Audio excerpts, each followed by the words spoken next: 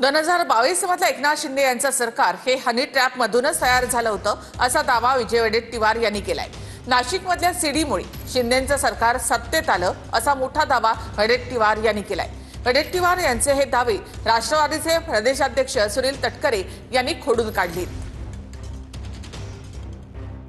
काल हनी ट्रॅपवरून हनी नाही ना ट्रॅपही नाही असं मुख्यमंत्री म्हणाले, पण त्या संदर्भात फार मोठा माहिती सरकारकडे आहे, विरोधी पक्षनेत्याकडे आहे। कोणाच्या पर्सनल आयुष्यात डोकावण्याचा कोणाला अधिकार नाही म्हणून आपण चूप आहोत। मागच्या वेळेस शिंदे सरकार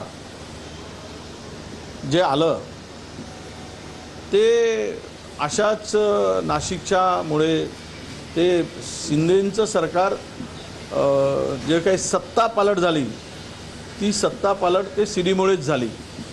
एवढा मोठा ते प्रकरण आहे। अनेक ऑफिसर, अनेक IAS असतील, अनेक माजी आजी जे काही आहेत त्याच्यात खूप मोठी माणसं आहेत, त्यावर काही अधिक बोलण्याची गरज नाही। ते ज्यावेळेस आम्ही दाखवू त्यावेळेस मग आम्हाला तिकीटच लावावी लागेल 10-20 हजार रुपयाची, आणि ते तिकीट लावूनच ते सगळे चित्र दाखवावं लागेल।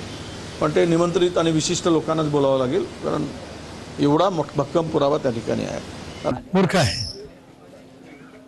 आहेत। बालिश विधान दुसरं कुठलं असू शकत नाही। एका विशिष्ट पदावरती आणि मंत्रिपदावरती काम करणाऱ्या व्यक्तीने अशोभनीय वक्तव्य करू नयेत। काल माननीय मुख्यमंत्र्यांनी विधानसभेमध्ये या संदर्भामध्ये स्पष्टीकरण दिलेलं आहे आणि त्यांनी स्पष्ट सांगितलं का कुठे हनी पण नाही आणि कुठे ट्रॅप पण नाही। मला असं वाटतं की तो मुद्दा जो आहे संपलेला आहे आणि स्वतः मुख्यमंत्र्यांनी स्टेटमेंट दिल्यानंतर शंकेला काही वाव राहू नये। आणि म्हणून माहिती लपवणं हा देखील गुन्हा आहे। त्या वडेट्टीवारांनी सगळं सांगायला पाहिजे, या हनी ट्रॅपमध्ये कोण कोण अडकलेत, कोण कोण आहेत, शिंदेचे आहेत की त्यांचे आहेत की आणि कोण आहे ते त्यांनी स्पष्टपणे सांगितलं पाहिजे। सगळे बाप दाखवण्याचं साध्य घाल वडेट्टीवारांनी पुरावे दिले पाहिजेत असं माझं स्पष्ट मत आहे। आणि मग बोललं पाहिजे।